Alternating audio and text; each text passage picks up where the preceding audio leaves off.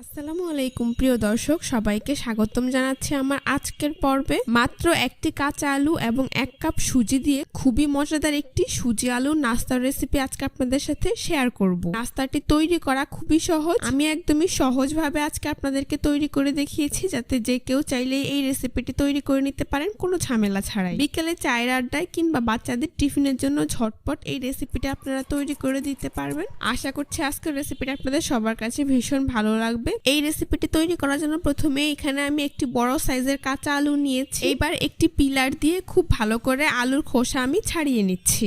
আপনারা চাইলে আলুর পরিমাণটা বাড়িয়ে কমিয়ে নিতে পারবেন কিংবা এর সাইজ ছোট বা বড় নিতে পারবেন। আপনারা চাইলে এই কাজটা ছুরি কিংবা বটি দিয়েও করতে পারবেন। এই যে দেখুন, আমি কিন্তু খুব ভালো করে আলুটার খোসা ছাড়িয়ে নিয়েছি। এখন এটাকে ধুয়ে পরিষ্কার করে নিচ্ছি। তারপর অন্য একটি মিক্সিং বলে আমি পরিমাণ মতো পানি নিয়ে নিচ্ছি। এইবার একটি গ্রেটার দিয়ে এই আলুটাকে গ্রেট করে সরাসরি এই পানির মধ্যে নিয়ে নিচ্ছি। আশা করি আপনারা দেখেই বুঝতে পারছেন। এখানে আলুটাকে গ্রেট করে সরাসরি পানিতে নিলে পরবর্তীতে আলুটা লাল হয়ে যাবে না, আর নাস্তাটার কালারও খুব সুন্দর আসবে। তো দেখতেই পাচ্ছেন আমার কিন্তু সম্পূর্ণ আলুটাই গ্রেট করা হয়ে গিয়েছে। আর আমি কিছুটা মোটা গ্রেটার দিয়ে এখানে গ্রেট করে নিয়েছি। এখন আমি এই আলুটাকে 2-3 বার পানি চেঞ্জ করে খুব ভালো করে ধুয়ে নেব। এতে করে আলুতে থাকা অতিরিক্ত কষ বা স্টার্চটা চলে যাবে। তারপর গ্রেট করা এই আলুটাকে পানিতেই ভিজিয়ে রাখবো।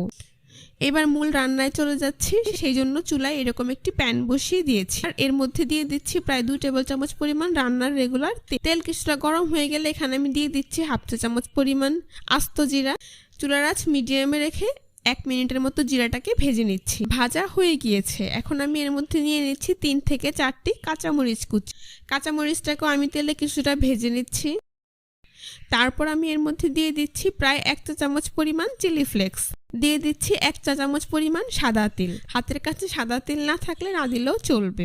এবার তিল আর চিলি ফ্লেক্সটা সবকিছুর সাথে খুব ভালো করে মিশিয়ে 2 মিনিটের মতো ভেজে নিচ্ছি। এ পর্যায়ে অবশ্যই চুলার আঁচ মিডিয়াম টু লোতে রাখতে হবে। তো এগুলো ভাজা হয়ে গেলে এখন আমি এর মধ্যে দিয়ে দিচ্ছি 1 টেবিল চামচ পরিমাণ ধনিয়া পাতা কুচি। তারপর এখানে আমি দিয়ে দিচ্ছি প্রায় 2 কাপ পরিমাণ নর্মাল টেম্পারেচারের পানি। তো সবকিছুকে আবারও একসাথে খুব ভালো করে মিশিয়ে নিচ্ছি।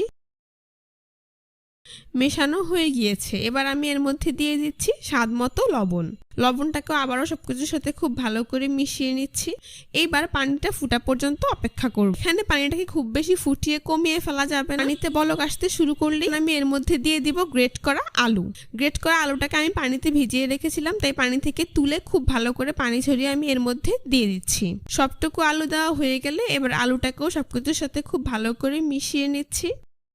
এখন চুলার আঁচ মিডিয়ামে দিয়ে আমি প্রায় 5 থেকে 7 মিনিটের মতো রান্না করব, যতক্ষণ পর্যন্ত না আলুটা প্রায় 50% সেদ্ধ হয়ে আসছে আর পানিতে এইরকম বলক আসতে শুরু করছে। এখন আমি নিয়ে নিচ্ছি এখানে 1 কাপ পরিমাণ সুজি। এই সুজিটাকে আমি এর মধ্যে অল্প অল্প করে দেব আর এইভাবে নাড়তে থাকবো।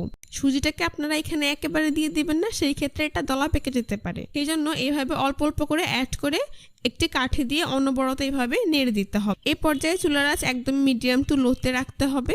তো সম্পূর্ণ সুজিটা দেওয়া হয়ে গেলে এখন পানি শুকানো পর্যন্ত এবং সুজিটা খুব ভালো করে কুক হওয়া পর্যন্ত আমি এইভাবে সুজিটাকে সবকিছুর সাথে নেড়ে চেড়ে খুব ভালো করে মিশিয়ে নেব।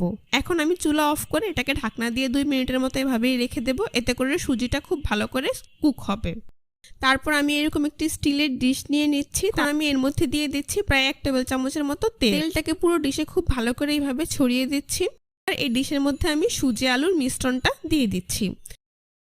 তারপর গরম থাকা অবস্থাতে হাত দিয়ে খুব ভালো করে চেপে এইভাবে সেট করে দিচ্ছি। তারপর গরম থাকা অবস্থাতে হাত দিয়ে এভাবে খুব ভালো করে চেপে ডিশের এক পাশটাতে আমি সেট করে দিচ্ছি।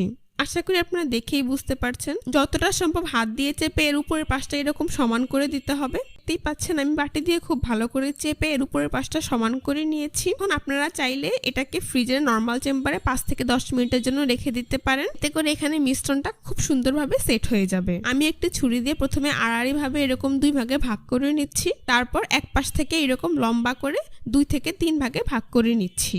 আপনারা আপনাদের পছন্দ অনুযায়ী যে কোনো শেপ দিয়ে কিন্তু নাস্তাটা কেটে নিতে পারবেন। তারপর ছুরি দিয়ে এভাবে একটি ভাগ আমি নিয়ে নিচ্ছি। এই যে দেখুন, আপনারা চাইলে এরকম বর্গাকার শেপ দিয়েই কিন্তু নাস্তাটাকে ভেজে নিতে পারবেন। ছুরি দিয়ে এর মাঝ বরাবর আরও একটি ভাগ করে নিচ্ছি।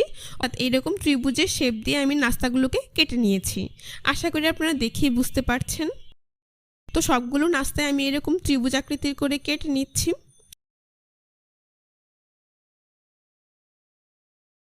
তারপর এগুলোকে একটি নাস্তার প্লেটে উঠিয়ে নিচ্ছি। একইভাবে আমি মিশ্রণটা দিয়ে সবগুলো নাস্তা কেটে নেব। এবার আমি নাস্তাগুলোকে ভেজে নেব। সেই জন্য চুলায় একটি প্যানে পরিমাণ মতো তেল দিয়ে তা মিডিয়াম হিটে গরম করে নিয়েছি। তেল কিছুটা গরম হয়ে গেলেই নাস্তাগুলোকে একে একে গরম তেলে দিয়ে দিচ্ছি। চুলার আঁচ মিডিয়াম টু হাইতে রেখে কিছুক্ষণ পর পর উল্টে পাল্টে নাস্তাগুলোকে গোল্ডেন ব্রাউন কালার এবং মুচমুচে করে ভেজে নিতে হবে। এখানে চুলার আঁচ লোতে করার কোনো প্রয়োজন নেই, যেহেতু আমার সুজি আর আলুটা আগে থেকেই 50% সেদ্ধ হওয়া, তাই আপনারা চুলার আঁচ মিডিয়াম টু হাইতে রেখেই নাস্তাগুলোকে ভেজে নেবেন। দেখতেই পাচ্ছেন আমার নাস্তাগুলো কিন্তু ভাজা হয়ে গিয়েছে, খুব সুন্দর কালার চলে এসেছে। এখন একটি ছাঁকনি দিয়ে আমি এগুলোকে তেল থেকে তুলে নিচ্ছি। খুব ভালো করে তেল ঝরিয়ে একটি নাস্তার প্লেটে নিয়ে নিচ্ছি। বাকি নাস্তাগুলোকেও আমি তেল থেকে তুলে খুব ভালো করে তেল ঝরিয়ে নাস্তার প্লেটে উঠিয়ে নিচ্ছি। তারপর গরম গরম পরিবেশন করে আপনাদের দেখিয়ে দিচ্ছি। যে কোনো ধরনের চাটনি কিংবা টমেটো কেচাপের সাথে এই নাস্তাটা খেতে অনেক বেশি মজাদার হয়। আশা করি আপনারা দেখেই বুঝতে পারছেন নাস্তাটা দেখতে যেমন সুন্দর হয়েছে, খেতেও হয়েছে অনেক বেশি মজাদার এবং মুচমুচে। বাচ্চাদের টিফিনের জন্য কিংবা হঠাৎ অতিথি আপ্যায়নও আপনারা চাইলে এই রেসিপিটি কোনো ঝামেলা ছাড়াই তৈরি করে নিতে পারবেন। বাইরের দিক ক্রিস্পি আর ভেতরে মজাদার এই নাস্তাটি একবার তৈরি করলে আপনার অতিথিরাও কিন্তু এটা খেয়ে খুবই প্রশংসা করবে। আশা করছি আজকের রেসিপিটা আপনাদের সবার কাছে ভীষণ ভালো লেগেছে। ভালো থাকবেন, সুস্থ থাকবেন। আমার চ্যানেলটি সাবস্ক্রাইব করে পাশে থাকা বেল বাটনটি অন করে দিবেন। আল্লাহ হাফেজ।